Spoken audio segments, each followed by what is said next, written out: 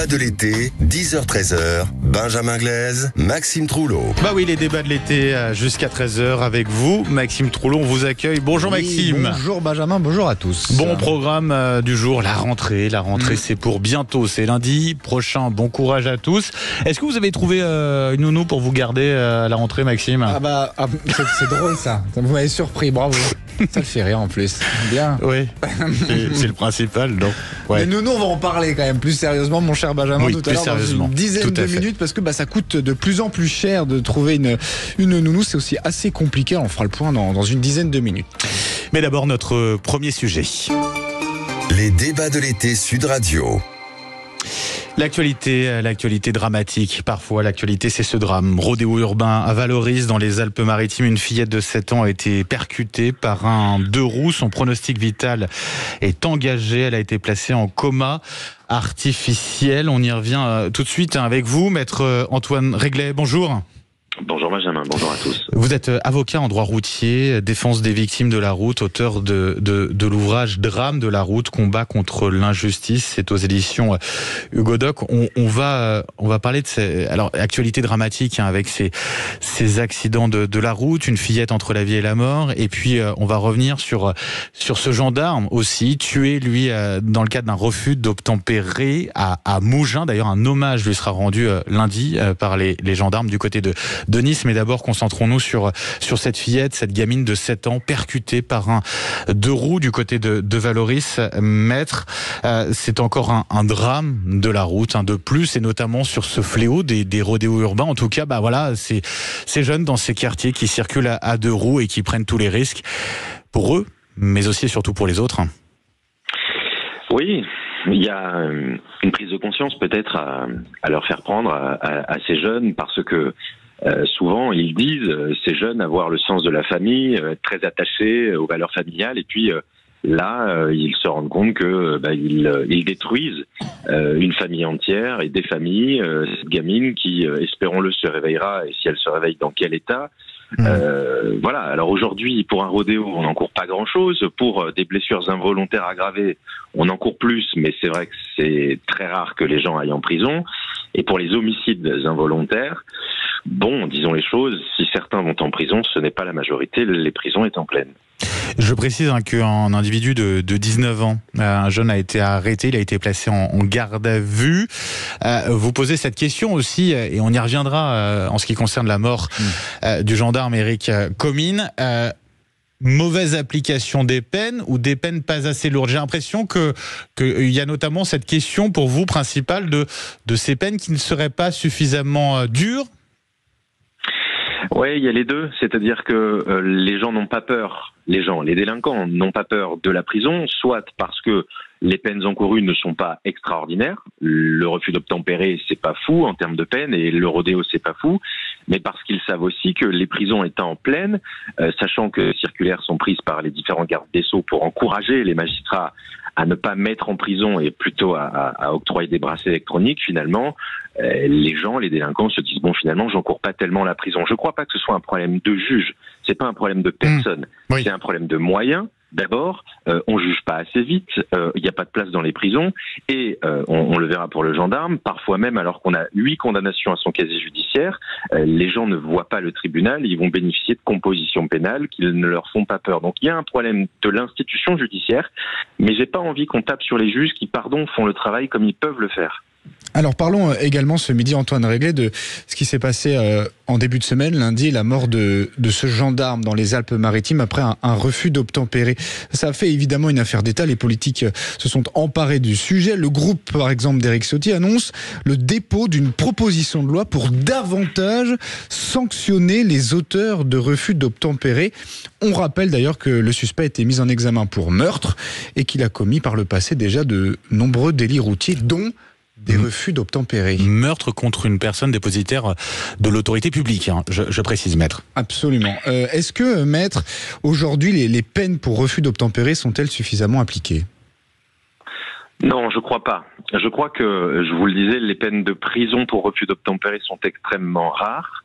parce que les prisons sont pleines encore une fois et parce que les peines de prison sont pas les plus importantes. Le député Ciotti, bon, à chaque fois qu'il y a un drame, évidemment, il se fait fort d'une PPL, d'une proposition de loi. Je crois que c'est de la récupération politique pour vous, c'est ça? Ouais, je crois. Après, pour le coup, c'est un député qui est très constant sur les questions de sécurité, donc lui faire un procès c'est compliqué, mais dire qu'il y a de la récup, ouais. Moi, je crois qu'il est important de se dire, mais ces jeunes-là qui font des rodéos, des refus d'obtempérer, de quoi ils ont peur s'ils n'ont pas peur de la peine de prison? Ils ont peur qu'on leur confisque leur véhicule et que ce soit automatique. Aujourd'hui, pour des refus d'obtempérer, c'est une peine complémentaire facultative, mais si c'est automatique, si on ne laisse pas le choix facultative, vous avez dit, maître? Oui. Sur un refus d'obtempérer, c'est une peine qui est facultative. Ce n'est pas une peine obligatoire. Éric Ciotti, d'ailleurs, propose que cette confiscation soit obligatoire. Voilà, et l'annulation du permis de conduire soit automatique aussi, comme ça l'est pour la récidive d'alcool ou de stupes. Ça, je crois que les délinquants ont davantage peur de perdre leur permis et leur bolide, plutôt que d'une peine de prison qui est théorique, dont ils savent qu'au pire, ils y vont un peu et c'est bon, c'est pas très grave pour eux, ou au mieux, ils le font chez eux avec une peine de bracelet électronique. Et d'autant que quand il y a de la prison, pour certains, c'est une fierté. On est plus respecté après dans le quartier, quoi. Ouais, je sais pas, enfin pardon, mais la délinquance ne se résume pas au quartier. Si certains en font une fierté, tant mieux pour eux. Si demain, on criminalise, comme vous le disiez, et on va certainement y revenir, et qu'on n'encourt plus 2 ans, 5 ans, mais qu'on encourt 15 ans de réclusion criminelle, qu'on encourt la cour d'assises, qu'on encourt la détention provisoire pendant 3 ans, je me dis qu'on va peut-être quand même empêcher certains délinquants devenant criminels de faire les méfaits qu'on leur reproche aujourd'hui. Alors, est-ce qu'il y aura un avant et un après? Est-ce qu'il doit y avoir un avant et un après, maître? Ouais, parce que ce qui se passe à Grasse, pour le gendarme, l'ouverture de l'information judiciaire pour meurtre aggravé, c'est très intéressant.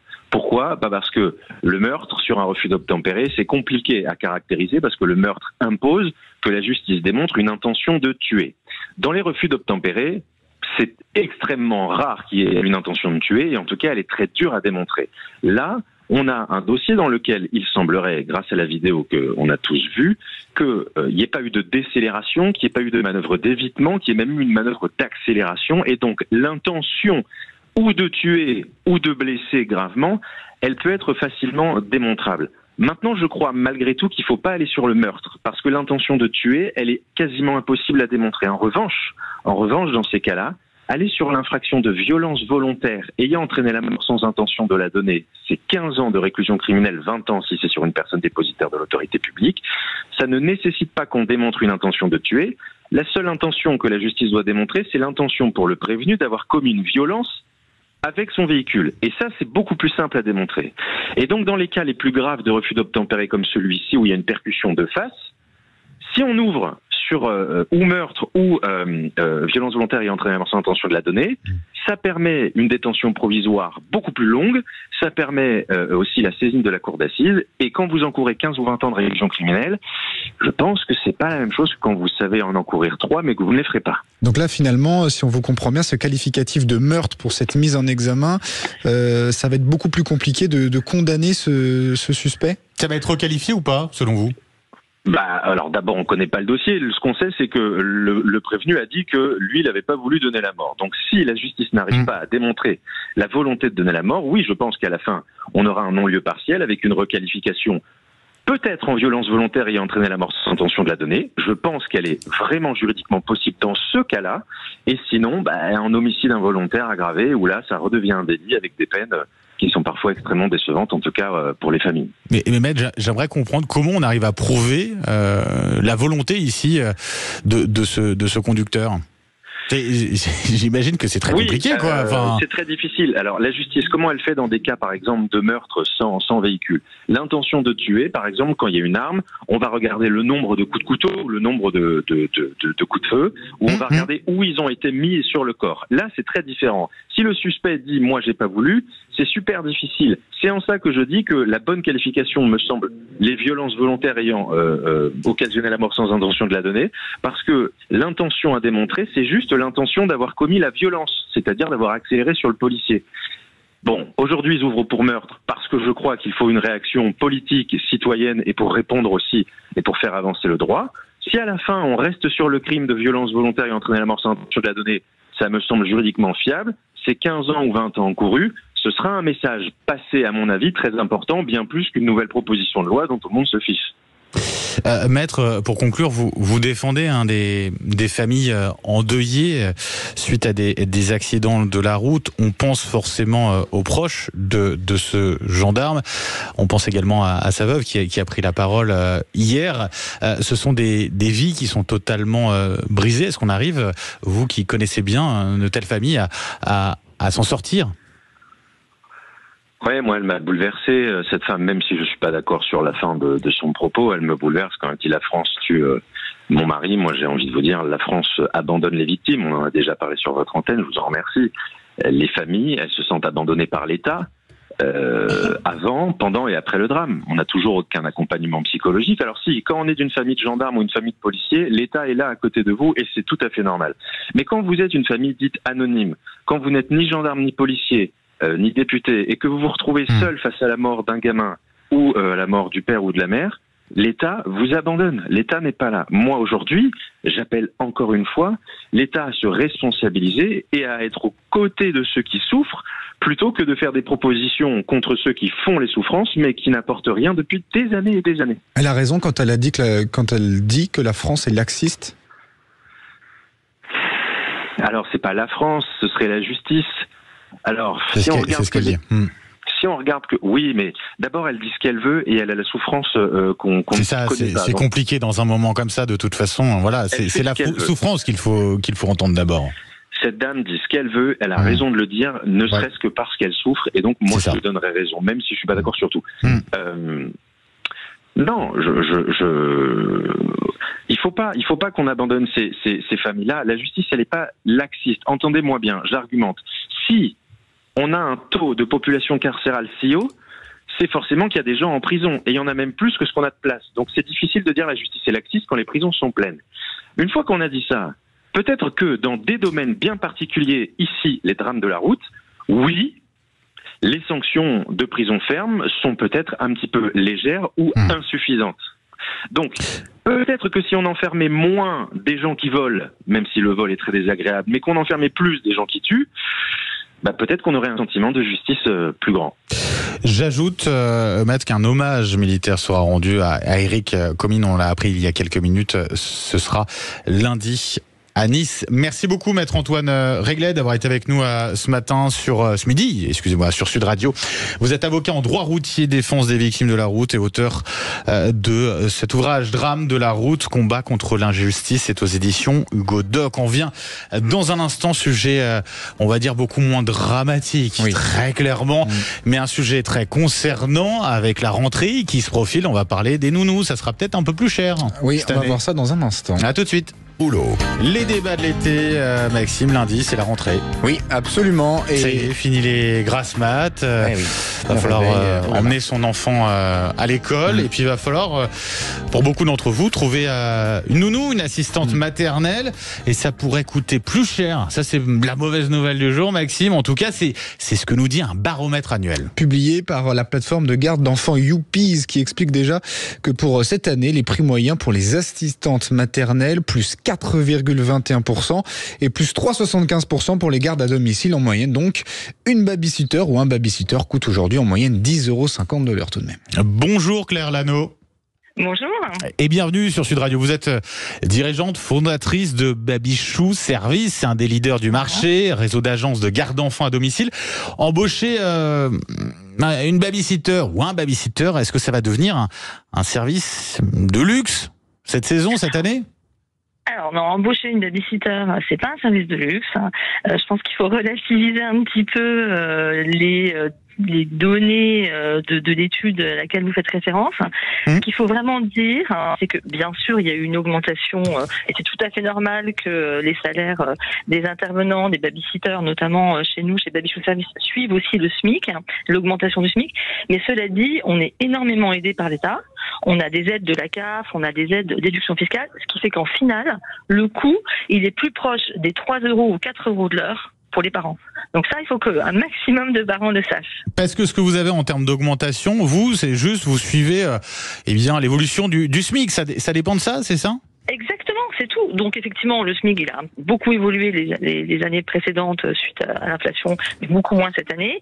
Et là, en fait, les aides, en plus, elles sont indexées sur ces évolutions. Donc en fait, les parents, ça change pas énormément. Ça peut faire peur comme ça sur le prix public, mais quand on passe par une structure agréée comme nous, Baby-Chou Service, que toutes les personnes sont déclarées, ont des CDI, suivent des formations, sont encadrées, etc., pas de crainte à avoir pour les parents. Ils vont toucher leurs aides. C'est une garantie pour eux. Alors justement, on va en parler de ces aides. Parlons budget. Aujourd'hui, quand on est parent, on veut faire garder son enfant ou ses enfants par une nounou. C'est quoi le budget par mois ? Alors ça dépend effectivement du nombre d'heures. Hein, faut bien voir que si vous faites garder votre enfant à taux plein, ça va vous prendre plus d'heures, donc vous coûtez plus cher. Maintenant, jusqu'à un nombre d'heures très important, vous êtes aidé. Vous pouvez aussi vous grouper. Nous, dans notre... ça se fait de plus en plus, ça, ouais. Ah ouais, tout à fait. Ça s'appelle la garde partagée. Donc en fait, on demande à des parents, on leur propose de se grouper à 2, parfois même à 3, et les heures sont divisées par 2 ou par 3, et chacun des parents continue à toucher des aides. Donc nous, c'est quelque chose qu'on pratique pas mal dans nos... Et puis pour les enfants, c'est une bonne chose aussi, puisque on a cette forme de sociabilité aussi qui se construit, notamment quand on est tout petit. Voilà, exactement. Donc, rassurons-nous quand même, faire garder ses enfants par des professionnels, ça reste tout à fait possible. Et c'est le moment de s'en occuper, c'est vrai, quelques jours de la rentrée. Alors Claire Lano, justement, vous nous parliez de ces aides. Parlez-nous-en un peu plus quand on veut faire garder son enfant. Comment on peut être aidé et qui peut être aidé ? Alors, tout le monde peut être aidé. En fait, parfois, on peut croire qu'on n'y a pas droit selon son revenu ou autre. À partir du moment où on fait 16 heures de garde minimum par mois, ce qui est quand même un besoin, puisque toutes les familles ont au moins besoin qu'on aille chercher leurs enfants à l'école ou à la crèche, on est aidé, on y a droit. Quand on s'adresse à des structures agréées comme la nôtre ou d'autres, on va vous aider, on va vous mettre en relation avec la CAF, avec etc., tous les organismes. Il y a même des communes qui rajoutent des petites aides aussi. Donc finalement, ça coûte pas si cher quand on connaît, quand on est bien informé. Alors qu'en est-il aujourd'hui de la demande et de l'offre ? Est-ce qu'il y a plus de nounous que d'enfants ou l'inverse ? Alors ça dépend des régions, mais c'est vrai que sur l'ensemble des régions, c'est le boom là. Donc nous on recrute énormément en ce moment des babysitters qui ont des diplômes, des étudiants, mais également des dames ou des garçons. On a aussi des garçons. C'est vraiment le boom, et donc c'est aussi notre capacité à faire matcher les demandes entre les parents et les intervenants, les baby-chou-sitters comme on dit chez nous, pour que tout le monde soit heureux, qu'il y ait des jobs pour les uns et une sécurité au retour du travail. Est-ce qu'une nounou, ça gagne bien sa vie aujourd'hui ? Est-ce qu'on peut vivre de ce métier ? C'est quoi ? C'est le SMIC ? C'est quel type de contrat ? C'est le SMIC ou au-delà. C'est le SMIC au-delà. Évidemment, plus vous avez de diplômes, mieux vous êtes payé. Et nous, ce qu'on aime bien, c'est faire évoluer les gens. Donc, par exemple, on va avoir des gens qui vont commencer comme un petit job d'été, et puis qui après vont pouvoir se former. C'est-à-dire qu'on propose des parcours. Avec l'alternance, on peut préparer son CAP petite enfance, par exemple avec Baby-Chou Service ou avec d'autres structures. Et là, c'est un job à temps plein, sur 1 an, un contrat d'apprentissage. Vous ressortez diplômé. Et puis donc ça, clairement, c'est cette formation, c'est ceux qui se destinent à ce métier-là, parce que c'est un métier. Est-ce que aussi pour les étudiants, ça peut être une façon de financer leurs études également ?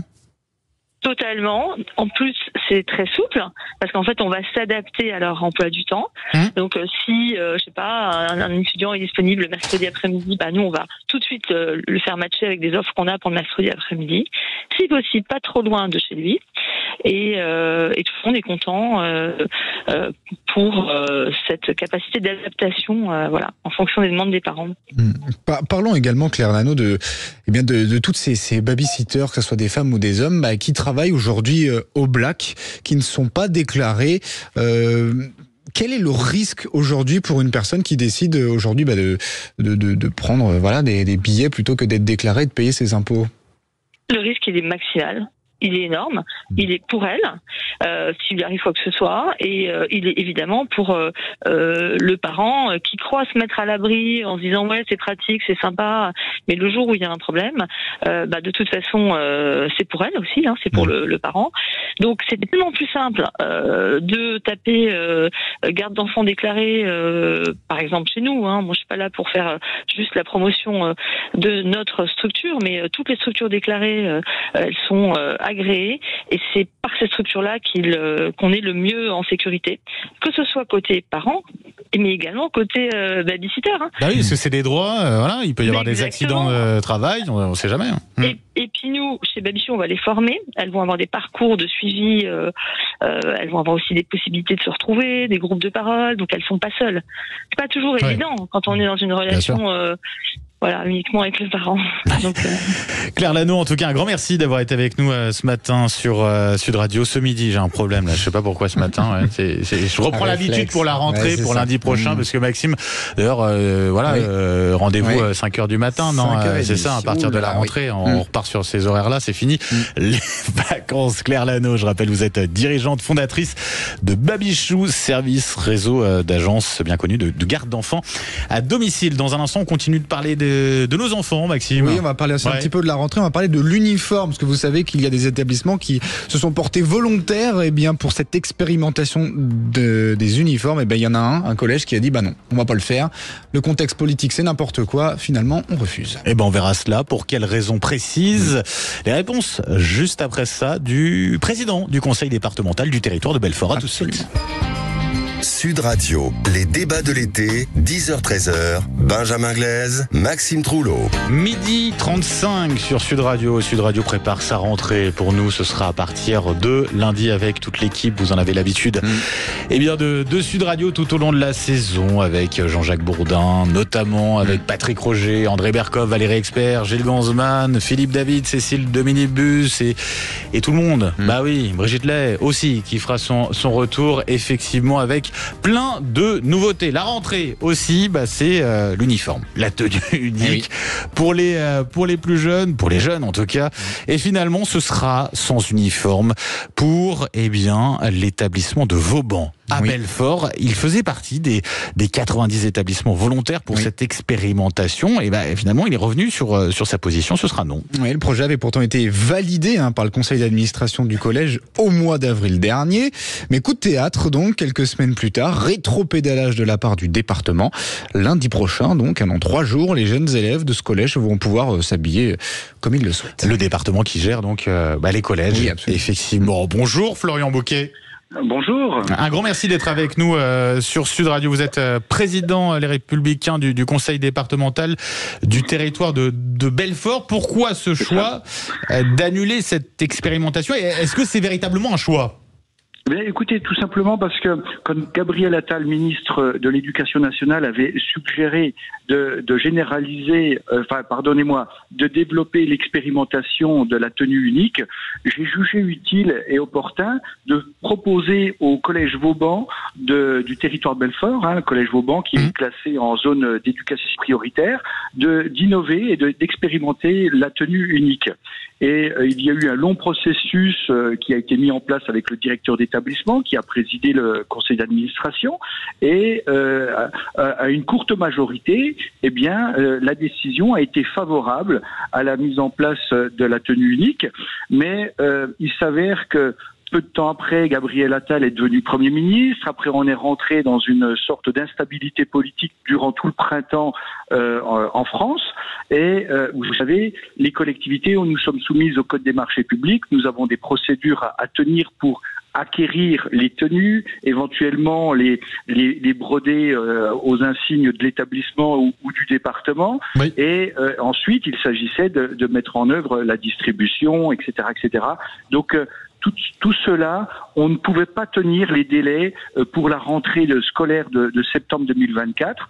Et il y a eu trop d'inertie durant le 2e trimestre et durant cet été pour avoir une position claire de l'État en matière d'acquisition des tenues, puisque à l'époque l'État proposait de faire un marché au niveau national, dans lequel les collectivités locales, mairies ou départements pouvaient adhérer, de manière à massifier et à optimiser les coûts.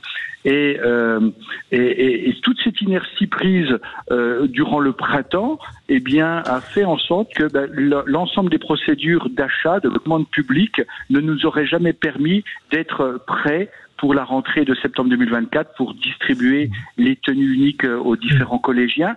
Je regrette un petit peu cette affaire parce que je trouvais l'idée assez noble lorsque Gabriel Attal l'avait proposée et elle avait recueilli un avis partagé mais plutôt favorable de la part de la collectivité déjà territoriale mais aussi de la part du corps enseignant. Et je dois vous dire qu'il n'y a rien de plus triste que de voir la société se déchirer à chaque rentrée scolaire sur le débat de la laïcité, de la tenue vestimentaire.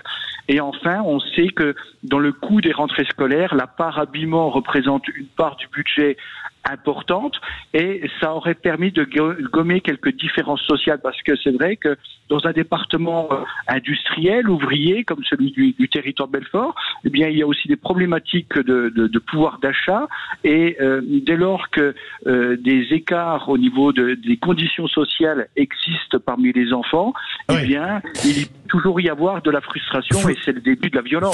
Florian Bouquet, juste un mot. Alors là, c'était un financement proposé 50-50 entre collectivités et État. Pourquoi certaines communes, certains départements, eh bien, ont accepté de jouer le jeu jusqu'au bout et vont mettre en place cette tenue unique à partir de la rentrée lundi, ce qui n'est pas votre cas. C'est parce que ces communes et ces départements sont plus riches d'une certaine manière, si je vous suis bien. Alors déjà, pour tout vous dire, les communes ont la capacité aussi à réagir vite, puisqu'elles ont la capacité de lever de l'impôt. En revanche, les départements n'ont plus de levier fiscal. Et donc, nous, on reste prudents sur la gestion des deniers publics, ne pouvant pas avoir d'ajustement en matière de finances, il était extrêmement important que l'État nous garantisse aussi sa contribution financière. Et je dois dire que malgré plusieurs relances auprès de la ministre de l'Éducation nationale, Nicole Belloubet, qui a succédé à Gabriel Attal, eh bien sa réponse par laquelle elle a confirmé l'engagement de l'État à hauteur de 50% a trop tardé. Et le fait d'avoir trop tardé à être confirmé, eh bien ça nous a rendu difficile la possibilité d'équiper tous les gamins pour la rentrée scolaire de septembre 2024. Alors, donc au mieux, on l'aurait fait pour la rentrée en janvier ou en février, mais vous l'avez compris, l'année scolaire est déjà aux 2/3 consommée. Alors là, Florian Bouquet, cette expérimentation devait donc commencer lundi prochain. L'objectif, c'est une généralisation pour 2026. Est-ce que votre choix de renoncer à cette expérimentation est définitif ? Ah non, absolument pas, parce que moi, ça a été le seul collège de France à être candidat à l'expérimentation. Le processus de délibération ayant été abouti et favorable à cette expérimentation, ça reste acquis. Simplement, moi, ce que j'ai dit, c'est qu'on n'est pas prêt pour la rentrée de septembre 2024 dans les conditions d'achat, de fourniture, etc., et de distribution. On ne pouvait pas être prêt pour cette rentrée scolaire 2024. On a eu trop de retard pris au démarrage et donc il s'agit de reporter d'un an. Et en plus, c'est vrai que la proposition de Gabriel Attal de ne pas attendre les résultats de l'expérimentation et d'évoquer une possible généralisation, ça a aussi mis le doute à tout cela, parce que finalement c'est plus un établissement à équiper, mais c'est l'ensemble des collégiens du département.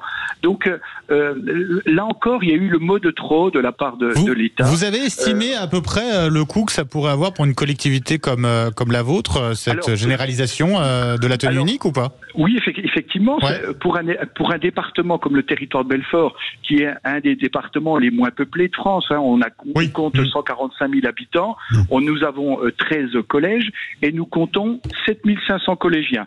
C'est une dépense à un niveau de 1 million d'euros. Donc c'est une part importante, c'est un effort conséquent. Mais je le dis, c'est... Sur un budget de combien pour une collectivité comme la vôtre? Ouais. C'est 200 millions d'euros, hein, le budget de la collectivité. Donc c'est une part importante, c'est pas insignifiant. Et c'est vrai que de nombreux départements hésitent parce que il doit y avoir aussi un accompagnement de l'État. On rappelle que l'éducation, ça relève aussi du régalien. Et l'État qui décide d'une possible généralisation de manière unilatérale, sans consulter l'Association des départements de France, eh bien, créer une nouvelle dépense pour les départements. Moi, je voulais proposer, à titre expérimental, donc la tenue unique sur un établissement, parce que c'est vrai que sociologiquement, c'est un établissement qui est classé en zone d'éducation prioritaire, classé en ZEP+, et donc c'était extrêmement important pour nous de pouvoir évaluer, et d'ailleurs le ministère de l'Éducation nationale envisageait d'envoyer des sociologues pour étudier aussi les comportements par rapport à la tenue unique, voir si ça affaiblissait les comportements de violence ou de jalousie ou autres, et donc c'est ça qui leur été intéressant d'étudier. Mais aussitôt ils avaient emboîté le pas sur la généralisation, ça a été le mot de trop, parce que c'est vrai que tous les départements de France se sont mis à imaginer déjà une nouvelle dépense, mais il faut savoir que les efforts, ils doivent être aussi partagés. Et moi, je vois l'État, qui est toujours donneur de leçons, doit aussi accompagner ces évolutions. Ça ne peut pas se faire comme ça de manière arbitraire et unilatérale. Et sur le cas d'espèce, il y a eu ça a pétouillé, pardonnez-moi l'expression, au démarrage, et donc le retard qui a été pris au printemps dernier, eh bien, il ne pouvait pas être rattrapé par rapport aux procédures de commande publique et de marché public, et dès lors, il fallait aussi travailler à la signalétique, enfin à estampiller les tenues. L'idée étant de pouvoir fournir en polo, en t-shirt ou de l'aide polaire nos jeunes collégiens. Bon, la décision, elle est prise. Il faut attendre aussi l'installation d'un gouvernement stable en France, de manière aussi à se projeter, à avoir aussi un cap, parce que qu'adviendra-t-il de cette proposition d'expérimenter ou de généraliser? Il faut aussi attendre l'installation d'un nouveau Premier ministre et puis d'un ministre de l'Éducation nationale. Tout cela demande de la stabilité, tout cela demande du temps, et on s'aperçoit aujourd'hui bien qu'il n'y a plus de pilote dans l'avion. Nous avons un gouvernement qui est démissionnaire, nous avons une Assemblée nationale qui a été élue le 7 juillet dernier, mais qui n'a pas été officiellement installée, elle n'a jamais siégé au Parlement, et puis on a un président de la République qui se sent bien seul. D'ailleurs, à ce sujet, une rentrée sans gouvernement, certains parlent de déni de démocratie. Est-ce que ce sont aussi vos termes ce midi, Florian Bouquet ? De déni de démocratie, moi j'ai le sentiment d'avoir un monarque et puis d'assister à une monarchie parlementaire sans parlement qui travaille. Est-ce que du coup les LR pourraient participer à un nouveau gouvernement? En ce moment, Emmanuel Macron reçoit plusieurs politiques à ce sujet. Est-ce que demain, d'ailleurs, c'est le souhait de Rachida Dati, ministre de la Culture, toujours les Républicains, qui encouragent les LR à un pacte gouvernemental? Est-ce qu'on pourrait avoir des avec LR le monarque, du coup, si je vous suis bien, Florian Bouquet, voilà. Justement, est-ce qu'on pourrait avoir, Florian Bouquet, des LR dans le prochain gouvernement? Est-ce que c'est votre souhait? Si vous voulez, moi, l'intérêt, c'est la France. C'est la seule chose qui m'anime, c'est la seule chose qui m'intéresse, ce sont les intérêts de la France. Et tous ceux qui voudront travailler au profit de la France et des Français, c'est là que ça devient extrêmement intéressant. Mais mon souhait, bien évidemment, c'est de voir la France prospérer, la France briller à l'international. Et aujourd'hui, on s'aperçoit que le président de la République tout seul a décidé d'une dissolution qui est intervenue avant les JO. Rien ne pressait, et il aurait dissous l'Assemblée nationale en septembre ou en octobre, ça aurait été déjà bien assez tôt. Parce qu'aujourd'hui, il est bien en peine de trouver un homme ou une femme Premier ministre pour piloter un nouveau gouvernement et tout ça. Après, en vérité, le président de la République fait preuve d'impuissance. Et il se trouve dans une situation politique désastreuse qu'il n'arrive plus à gérer tout seul. Il se sent démuni et va chercher de l'aide auprès des Républicains. Alors, moi, c'est aussi au président de la République d'assumer ses responsabilités et de désigner un homme ou une femme qui qui saura fixer un nouveau cap en matière de santé, en matière d'éducation nationale, en matière d'enseignement supérieur et de recherche, d'innovation, de soutien et de développer une politique aussi économique, que ce soit pour le ferroviaire, que ce soit pour et une politique volontariste véritablement pour mettre fin d'une certaine manière à cette situation de blocage. Florian Bouquet, exactement. Merci beaucoup d'avoir été avec nous ce midi sur Sud Radio. Je rappelle, vous êtes le président Les Républicains du Conseil départemental du territoire de Belfort. Maxime, oui. Ça y est, c'est lancé les Jeux paralympiques, les premières épreuves, les premières médailles. Bah oui, déjà 3 pour hier avec une médaille en or, 2 médailles en argent. On va en parler dans un instant avec notre consultant Anthony Martin-Smith. Sud Radio, les débats de l'été, 10h-13h, Benjamin Glaise, Maxime Trouleau. On s'en lasse pas de cette musique. Oui. Encore quelques jours. C'est que le début pour ces Jeux paralympiques. Ce sera jusqu'au 8 septembre. Premier jour hier et déjà plusieurs médailles, Maxime. 3 même pour les Français. 2 en argent et même déjà une en or grâce au cyclisme sur piste et à la natation. La Chine est déjà en tête du tableau des médailles. 4 médailles d'or déjà pour les Chinois. La France est actuellement 6e. Bonjour Anthony Martin-Smith. Bonjour Anthony. Bonjour. C'est un petit bonjour, ça. C'est un petit bonjour. Ouais, c'est un petit bonjour. Oui, je suis triste. Aujourd'hui, c'est notre dernier jour. Mais oui, Voilà. Donc Mais les Paralympiques continuent. je fais grève. Bah non, vous faites grève. Bon, on passe à la suite. Jacques Messis. L'invité. Merci Anthony. Les clés d'une vie. Bon, on va quand même parler de ces Jeux paralympiques, mon cher Anthony. 3 médailles hier. Bon, on a un objectif quand même assez élevé. Ça commence doucement, tranquillement. Bon, tranquillement, 3 médailles, une d'or pour Hugo Didier et puis 2 d'argent pour Marie Patouillet en cyclisme et puis Alex Portal à chaque fois. En fait, parce qu'il y a les frères aussi. Voilà, puis il y a les frères. En natation, médaille d'argent également et Hugo Didier sur le 400 mètres nage libre qui là nous a fait la même entrée que Léon Marchand et petit clin d'œil aussi sur son club toulousain, ce qui est assez incroyable. Toulouse, et oui, qui est là, voilà, sur la natation, aux Jeux Olympiques et aux Paralympiques. On va passer au rugby peut-être, oui, Maxime. Puisque donc les épreuves ont commencé, le rugby, et ça a commencé même pour le fauteuil, rugby fauteuil. Je vais y arriver avec une belle victoire d'ailleurs pour les Français, mon cher Anthony. Contre Danemark, exactement. 53-51. Incroyablement serré. Le rugby qui aujourd'hui va continuer. Les tenants en titre du champion paralympique sont les Anglais. Donc évidemment, ça va être encore c'est cette année anglais. C'est terrible. Mais notre équipe de France a quand même des arguments, de solides arguments pour rappeler quand même un petit peu le fonctionnement du rugby fauteuil. C'est un sport qui est inspiré du rugby, du basket, du hockey.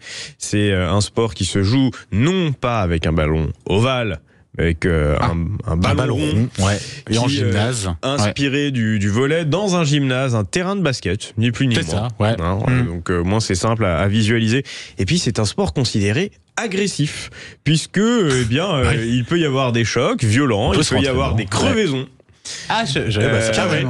Il peut aussi y avoir des renversements de fauteuils, des entorses de roues. C'est quoi ça, une entorse de roue? C'est quoi ça? On peut avoir la roue voilée en tout cas. Oui, certainement. En tout cas, c'est quand même assez physique comme sport, donc ça peut être assez impressionnant à regarder. Parce qu'on peut s'interposer avec le fauteuil pour bloquer l'autre, quoi. C'est ça. Et puis ils ont des pare-chocs. Donc ces pare-chocs, ça les aide quand même à pouvoir encaisser les coups, à bloquer le jeu de l'adversaire. Par contre, il est interdit d'attraper. Sinon, on peut être sanctionné.